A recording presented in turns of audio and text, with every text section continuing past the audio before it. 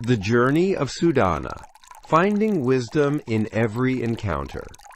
Hello and welcome to one of the most beautiful and inspiring stories in all of Buddhist literature, The Journey of Sudana, the Good Wealth Youth, from the Gandavyuha chapter of the Avatamsaka Sutra.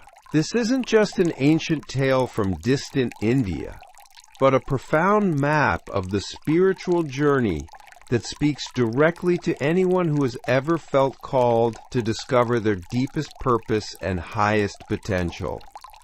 Sudana's story is remarkable because it shows us that wisdom and awakening aren't found only in monasteries or meditation halls, but are available through every encounter, every relationship, and every experience of daily life. His journey takes him to 53 different teachers, each one offering a unique perspective on the nature of reality and the path to enlightenment. What makes this story so relevant for our modern lives is that Sudana's teachers aren't all monks or nuns living in spiritual retreats. They include kings and merchants, doctors and artists, children and elderly sages, men and women from every walk of life. Each one demonstrates that spiritual wisdom can be embodied and expressed through any profession, any life situation, any form of service to others. If you've ever wondered whether your ordinary life has spiritual significance, whether your work has deeper meaning, or whether the people you encounter daily might be teachers in disguise, then Sudana's journey offers profound insights. His story reveals that the entire world is actually a vast school for awakening, where every person you meet and every situation you face is an opportunity to grow in wisdom and compassion. The name Sudana means good wealth, or excellent treasure, which points to something crucial about the spiritual journey. The real treasure we're seeking isn't material wealth or even special spiritual experiences, but the recognition of the infinite wisdom and love that are our deepest nature. Sudana's journey is ultimately about discovering that what we've been looking for outside ourselves has been present within us all along. But this doesn't make the journey unnecessary. Like Sudana, we need to actively seek wisdom, remain open to learning from unexpected sources, and be willing to be transformed by what we discover. The treasure of our true nature reveals itself through the very process of sincere seeking, authentic relationship, and humble openness to whatever life offers as teaching. Today we'll follow Sudana's path step by step, discovering how his encounters with different teachers mirror the stages of our own spiritual development. We'll see how his willingness to learn from anyone and everyone reflects the kind of openness that transforms ordinary experiences into profound opportunities for awakening. And we'll explore how his journey culminates in the recognition that every being, every moment, and every experience is a perfect expression of ultimate reality. Sudana's story begins with a young man who feels a deep calling to discover the meaning of life and his place in the world. He's not satisfied with conventional answers about success and happiness. Despite having access to material wealth and social position, he feels an inner restlessness that can only be satisfied by understanding the deepest truths about existence and how to live in alignment with those truths. This calling often begins with what many people describe as a kind of spiritual emergency or existential crisis. You might be going through the motions of a successful life, checking off all the boxes that society says should make you happy, yet feeling empty or disconnected from any sense of real purpose. Or you might be facing a major life transition, loss, or challenge that forces you to question everything you thought you knew about what matters. Suddhana's journey is sparked by hearing the Buddha speak about the Bodhisattva path, the way of dedicating your life to achieving complete awakening for the benefit of all beings. This vision of a life lived in service to the highest possible good captures his imagination and sets him on a quest to discover how to actually live such a life in practical terms. What's crucial to understand is that Suddhana doesn't wait until he feels ready or qualified to begin his spiritual journey. He doesn't spend years preparing himself through study or meditation before seeking out teachers. Instead, he begins immediately with sincere aspiration and complete openness to whatever guidance he might receive. This willingness to begin the journey from wherever you are with whatever understanding you currently have is itself a crucial teaching. The contemporary spiritual teacher Ram Dass often spoke about what he called spiritual emergency, those times when conventional life stops working and you feel compelled to seek deeper meaning and purpose. Rather than seeing this as a problem or crisis, he suggested that such moments are actually the beginning of genuine spiritual awakening, the soul's way of calling you toward your deeper purpose. Modern psychology recognizes similar phenomena through concepts like existential crisis and what some researchers call spiritual emergence. Studies have shown that periods of questioning conventional values and seeking deeper meaning are often preludes to significant personal growth and increased life satisfaction, rather than signs of psychological disorder. Suddhana's motivation also reflects what Abraham Maslow called self-actualization and Viktor Frankl called the will to meaning. Once basic survival and security needs are met, human beings naturally seek to understand their deeper purpose and to contribute something meaningful to the world. This isn't selfishness or self-indulgence, but represents the natural direction of human development toward greater wisdom, compassion, and service. What makes Suddhana's quest particularly relevant for our time is that he's not seeking to escape from the world, but to discover how to engage with it more skillfully and compassionately. He doesn't want to withdraw from society, but to learn how to serve it more effectively. This reflects a mature understanding that spiritual development isn't about transcending human life, but about expressing our highest potential through our relationships, work, and daily activities. Suddhana's journey also demonstrates the importance of what spiritual traditions call beginner's mind. Despite eventually meeting some of the most accomplished spiritual masters in the world, he maintains the humility and openness of someone who knows there's always more to learn. He doesn't become spiritual pride about his progress or assume that his understanding is complete.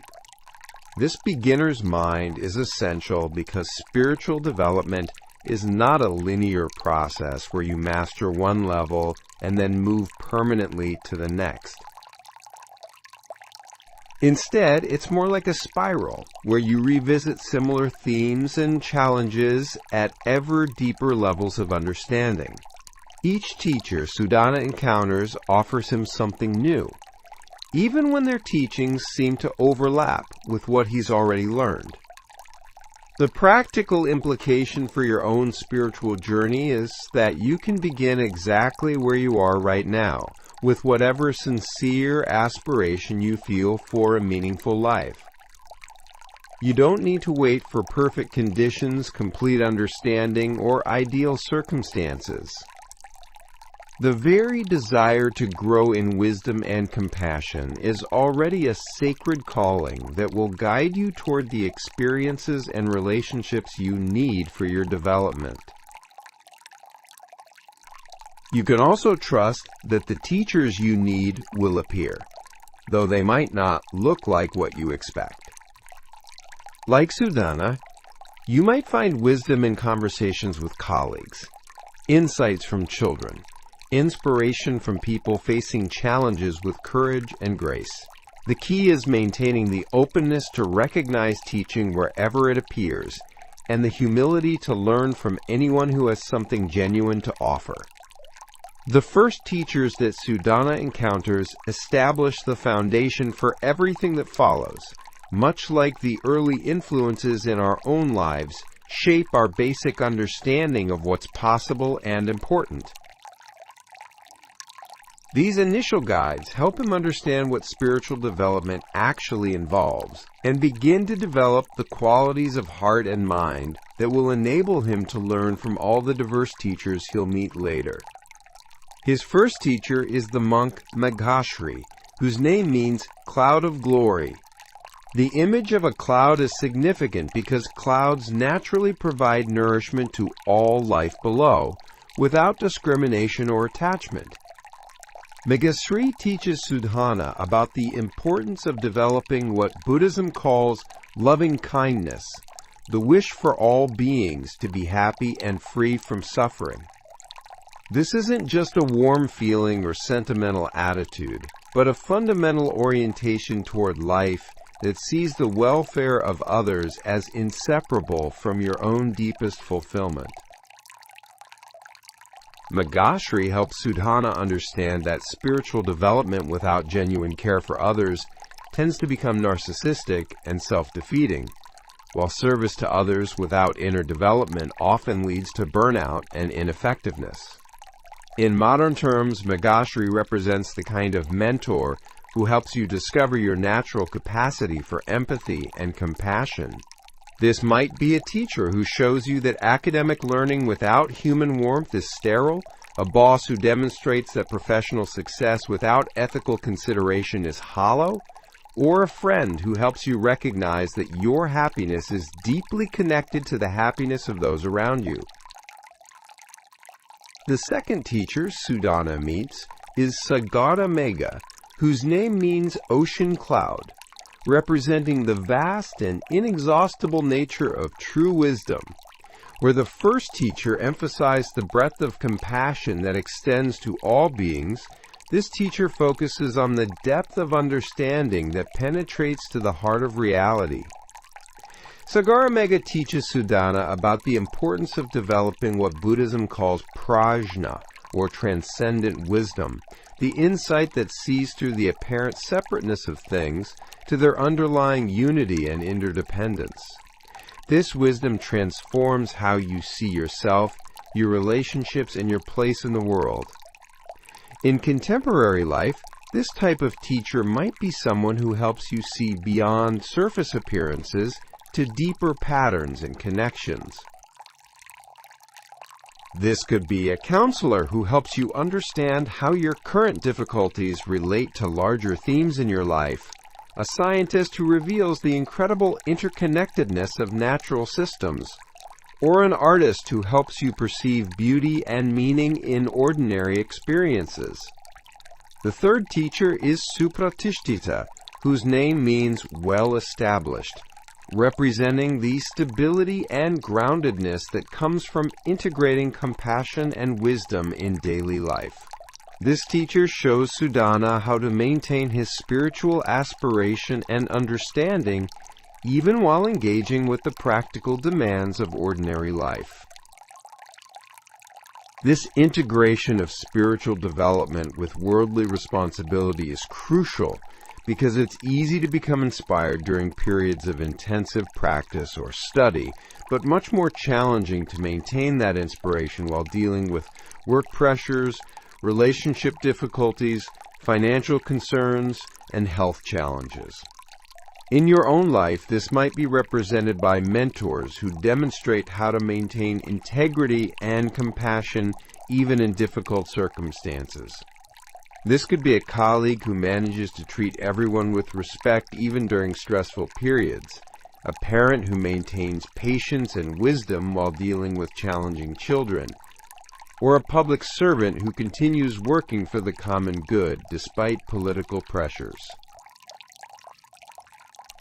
These early teachers established several crucial principles that guide Sudhana throughout his journey.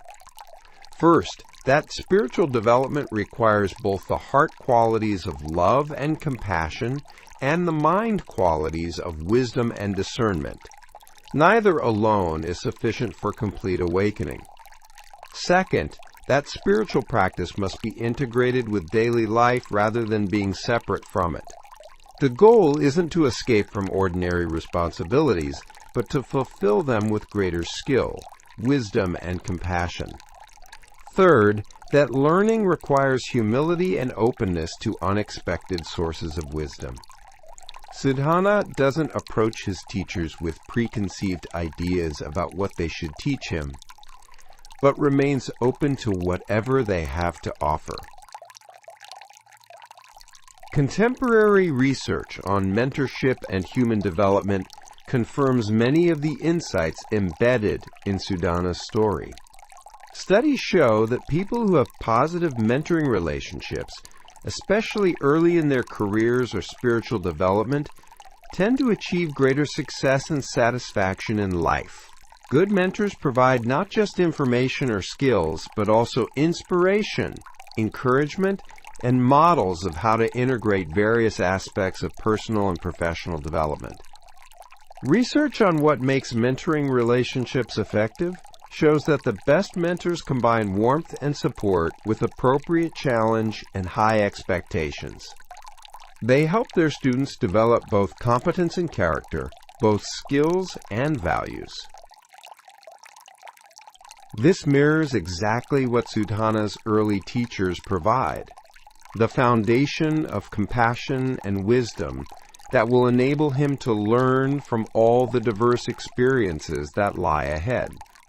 The practical application for your own development is to recognize and appreciate the foundational teachers in your life, those people who helped you develop basic capacities for love, wisdom, and integrity.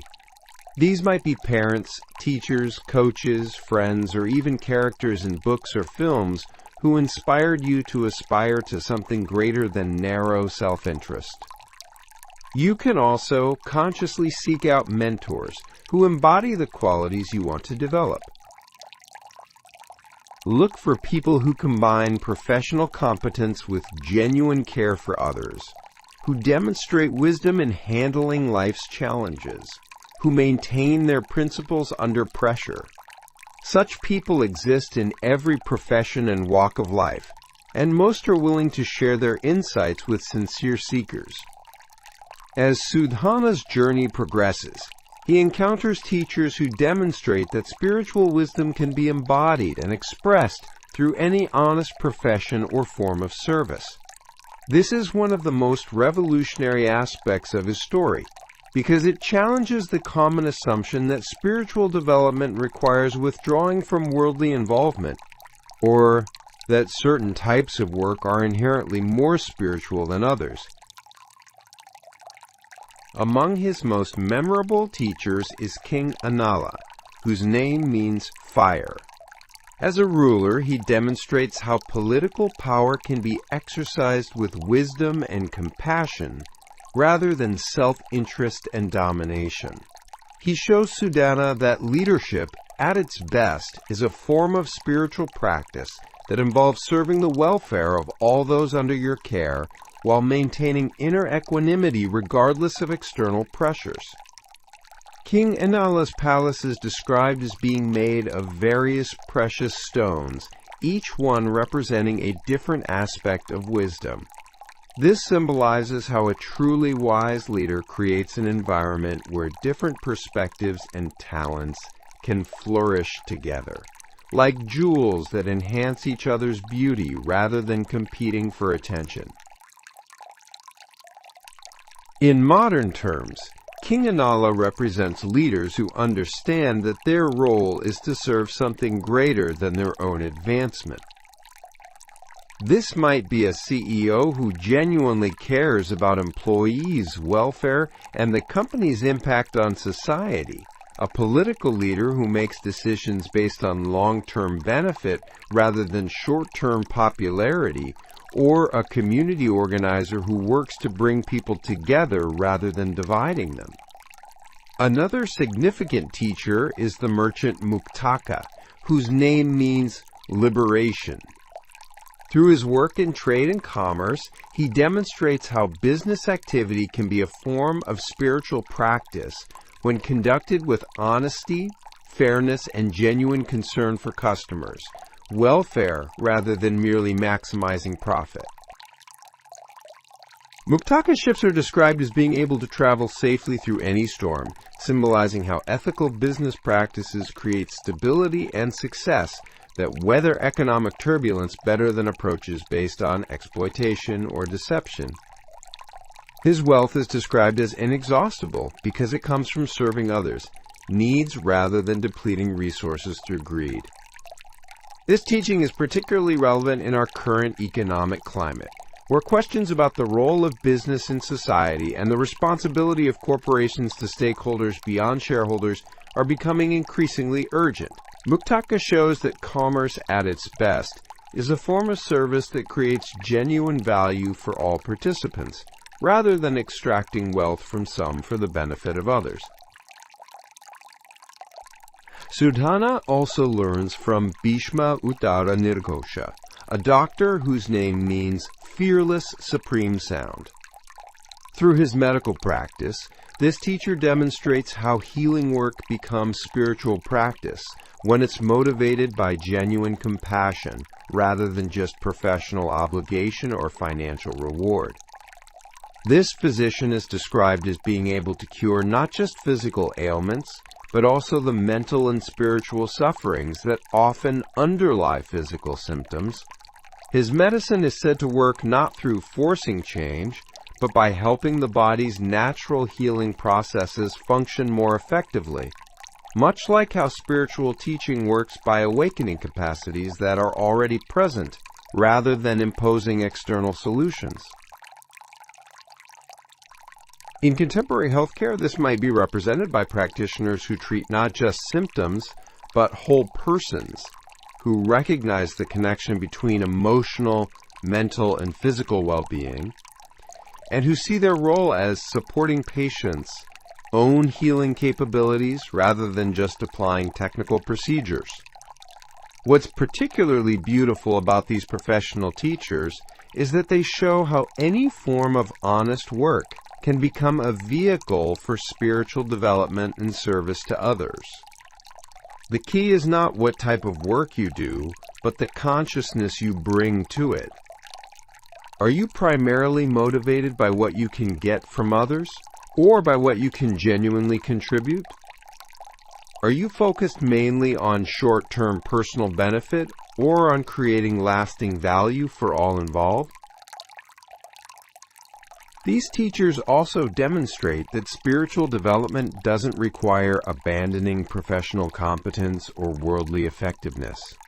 King Anala is described as being extremely skilled in governance and strategy, Muktaka as being exceptionally successful in business, and the physician as being highly knowledgeable about medicine. Their spiritual wisdom enhances rather than diminishes their professional capabilities. This integration of spiritual and professional development reflects what contemporary psychology calls integral development, where growth in consciousness supports and is supported by growth in competence and skill.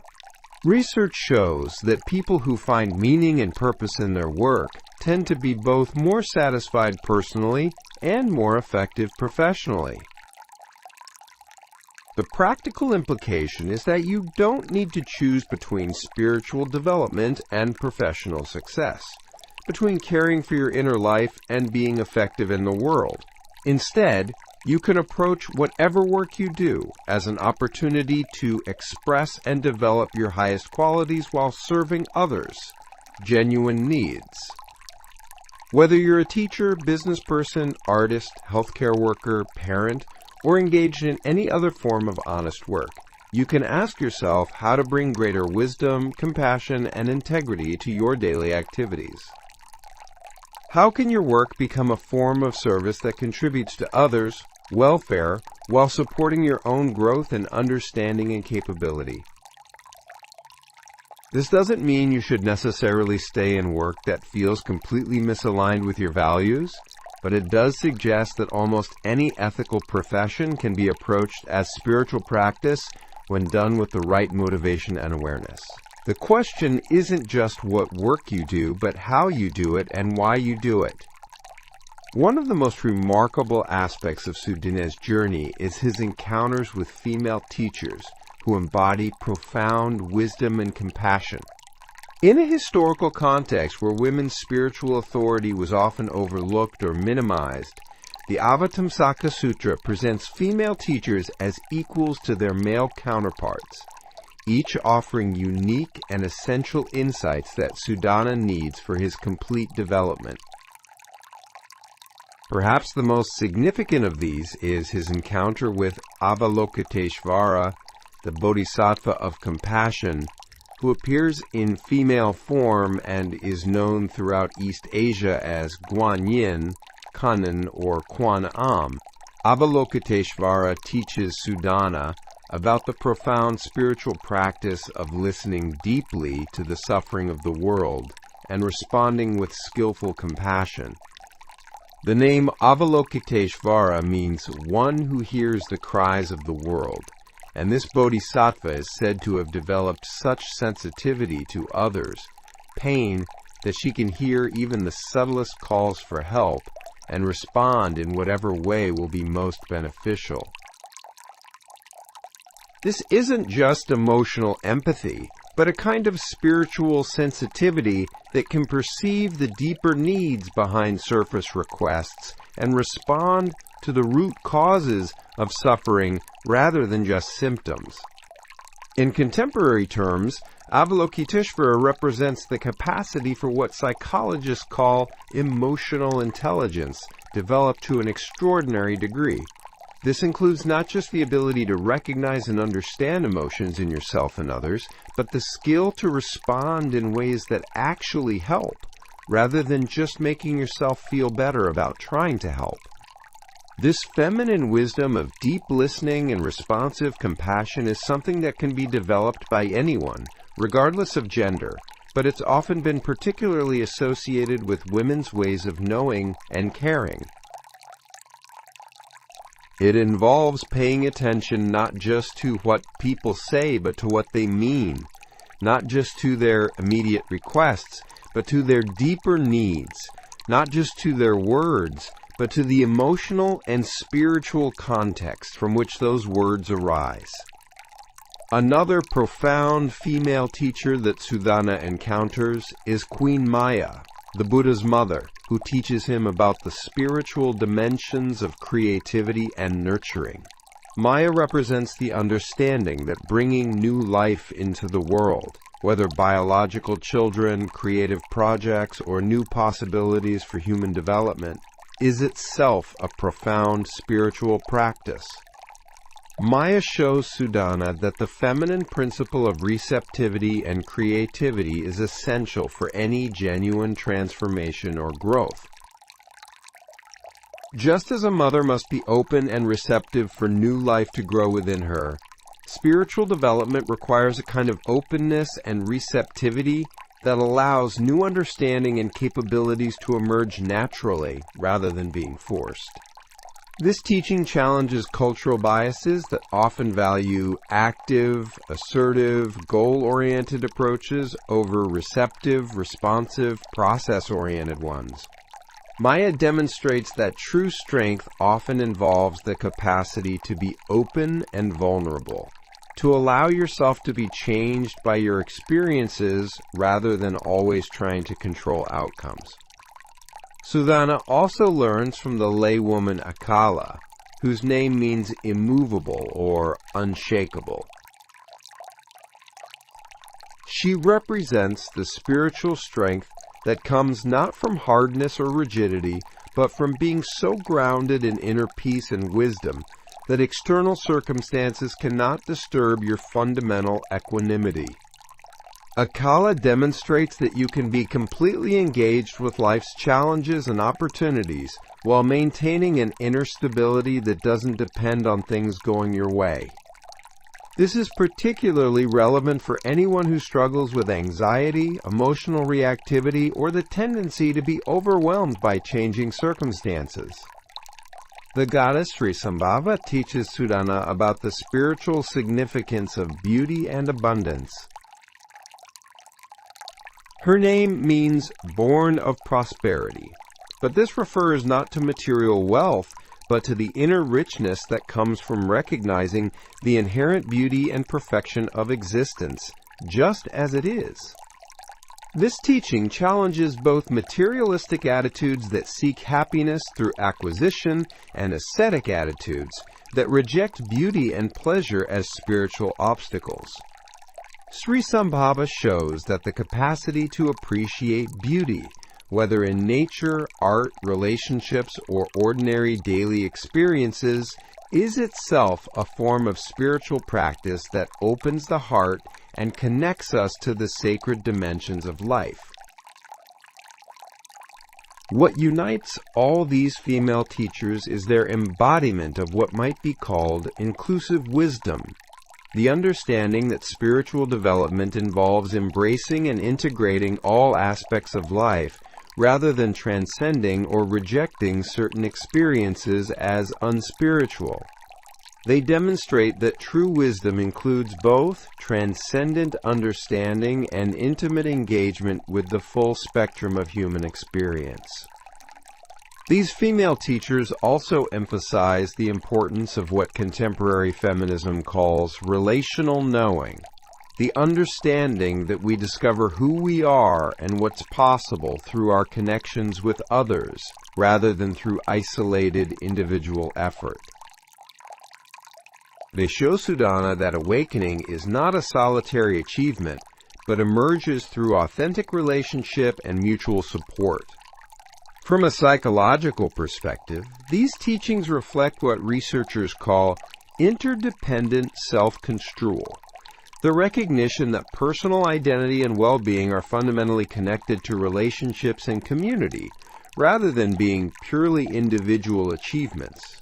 Studies show that people with more interdependent self-understanding tend to be more empathetic, cooperative, and satisfied with their relationships. The practical application of these feminine wisdom teachings is to develop greater sensitivity to the emotional and spiritual dimensions of your relationships and activities. This might involve practicing deeper listening with family and friends, paying more attention to the aesthetic and creative aspects of your environment, or approaching challenges with greater receptivity and patience, rather than just trying to force solutions. You can also cultivate what these teachers demonstrate as embodied wisdom, the integration of understanding with feeling, thought with intuition, individual development with care for others.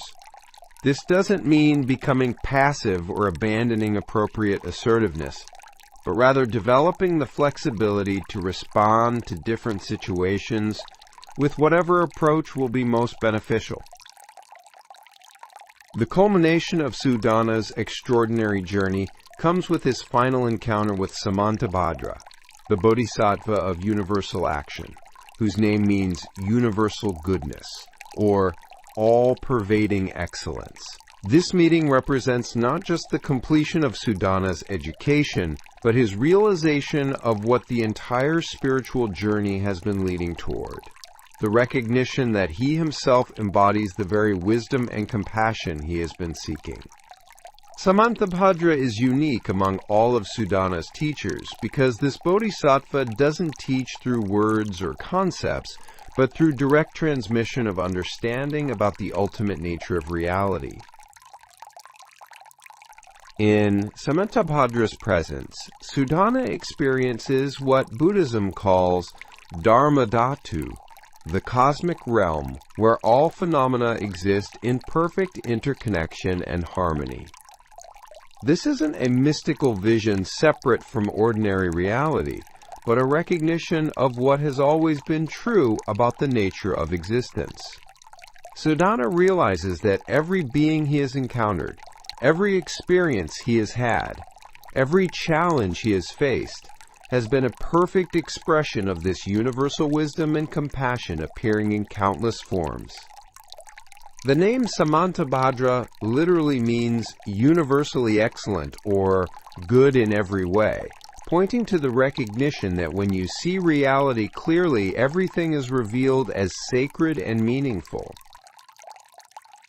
There's nothing that needs to be rejected or transcended, no experiences that are spiritual and others that are mundane, no people who are wise and others who are ignorant. Everything and everyone is recognized as an expression of the same infinite creativity and love. This realization transforms Sadhana's understanding of his entire journey. He recognizes that he wasn't traveling from ignorance to wisdom, from separation to connection, from ordinary to sacred, but rather learning to perceive what had always been present. Every teacher he encountered was actually reflecting aspects of his own deepest nature, and every lesson he learned was helping him remember what he had never actually lost. Samantabhadra represents what Zen Buddhism calls original enlightenment, the understanding that awakening is not something you achieve, but something you recognize as your fundamental nature. This doesn't make the journey unnecessary, but it reveals that the path itself is the destination, and the seeking itself is what leads to the recognition that what you've been seeking has been present all along.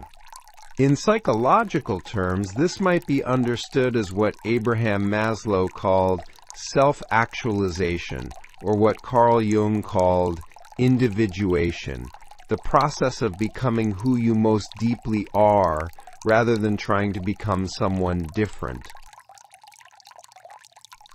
It's the recognition that personal fulfillment comes not from acquiring new qualities, but from expressing the wisdom, love, and creativity that are your natural inheritance. The encounter with Samantabhadra also reveals the ultimate purpose of spiritual development, not personal liberation separate from the world, but the capacity to serve all beings with perfect wisdom and unlimited compassion. Sadhana realizes that his individual awakening is inseparable from the awakening of all consciousness, that his personal freedom is meaningful only when it's used to help others discover their own freedom.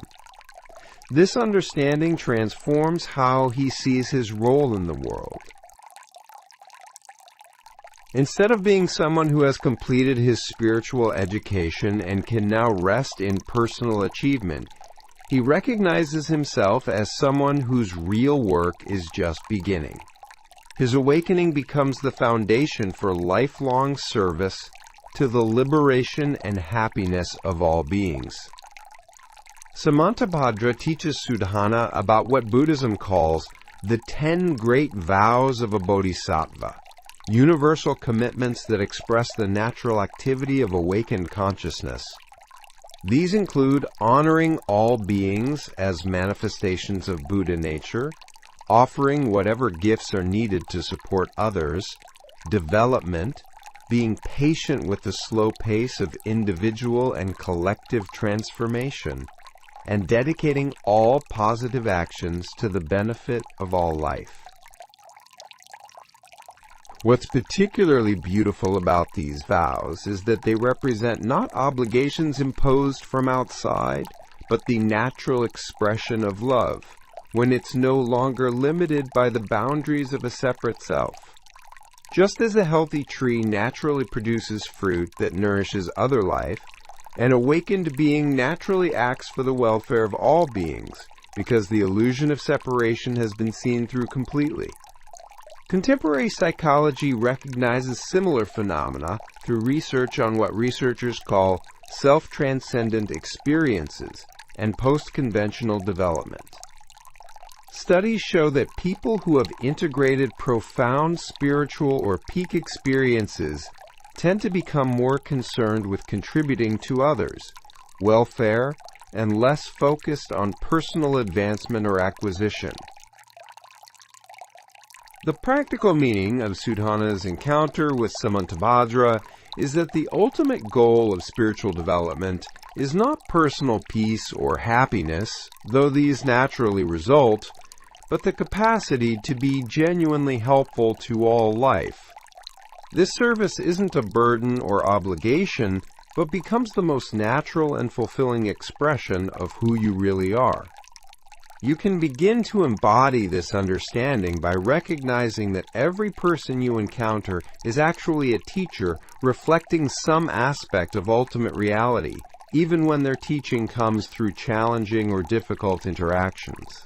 You can approach your daily activities as opportunities to express wisdom and compassion, regardless of how mundane or ordinary they might seem.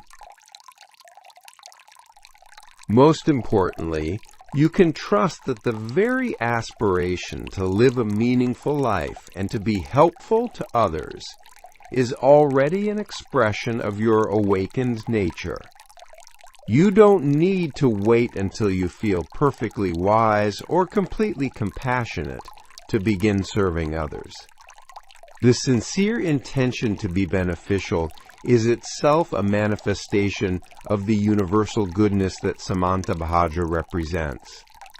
The journey ends where it began, with the recognition that what you've been seeking has been present all along, but now this understanding has been earned through the actual experience of learning, growing, serving, and awakening to the profound interconnectedness of all life.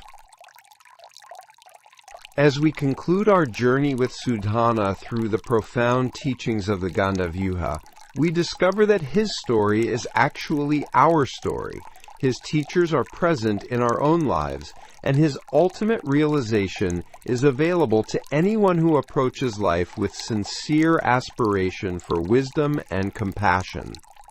We began by understanding Suddhana's initial calling to discover life's deepest meaning and purpose, recognizing that this same spiritual hunger exists in most human hearts. We saw how his willingness to begin the journey immediately, without waiting for perfect preparation, reflects the kind of courage and commitment that enables real growth and transformation. Through his encounters with diverse teachers, we discovered that wisdom and spiritual insight are available through every profession, every relationship, and every authentic encounter with another being. Kings and merchants, doctors and artists, monastics and laypeople, men and women, young and old, all demonstrated that awakening can be embodied and expressed through any honest form of service to others. The female teachers in Suddhana's journey revealed the essential importance of qualities often associated with feminine wisdom: deep listening, responsive compassion, creative receptivity, and the understanding that true strength includes the capacity for openness and vulnerability. These teachings challenge us to develop more inclusive and integrated approaches to spiritual development that honor both transcendent understanding and intimate engagement with life. Finally, in Suddhana's culminating encounter with Samantabhadra, we glimpsed the ultimate destination of the spiritual journey, the recognition that individual awakening and universal service are inseparable, that personal freedom is meaningful only when it's used to support the liberation of all beings, and that what we've been seeking outside ourselves has been our own deepest nature all along. Perhaps most importantly, Suddhana's story reveals that the spiritual path is not about becoming someone different from who you are, but about discovering and expressing who you most deeply are beneath all the layers of conditioning, fear, and confusion that obscure your natural wisdom and compassion. This doesn't mean the journey is easy or that growth happens automatically. Suddhana's path required tremendous dedication, humility, and willingness to be transformed by what he encountered. But it does mean that the capacity for profound wisdom and boundless love is already present within you, waiting to be awakened through sincere practice and authentic engagement with life. The teachers you need for your own development are already appearing in your life, though they might not look like what you expect. They might be family members who challenge you to develop patience, colleagues who teach you about integrity under pressure, strangers who model courage in difficult circumstances, or even adversaries who help you discover inner resources you didn't know you possessed. Like Sudhana, you can approach every encounter as an opportunity to learn something valuable about the nature of existence and your own possibilities for growth. You can see every profession, every form of honest work, as a potential vehicle for expressing wisdom and serving others. You can recognize that the ordinary circumstances of your daily life are actually the perfect training ground for developing the qualities of an awakened being. The story also reminds us that spiritual development is not a solitary achievement but happens through community and relationship. Sudhana needed 53 different teachers because no single perspective, no matter how profound, contains the fullness of truth. We too need diverse influences, multiple viewpoints, and the support of fellow travelers who can offer what we cannot provide for ourselves. Most importantly, Sudhana's journey reveals that the ultimate purpose of spiritual development is not personal salvation or individual peace, though these naturally result, but the capacity to contribute meaningfully to the healing and awakening of all life. Your personal growth serves not just yourself, but everyone whose life you touch. And their growth in turn serves the evolution of consciousness throughout the universe.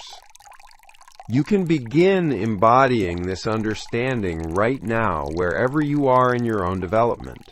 You don't need to wait until you feel perfectly wise or completely compassionate to start serving others.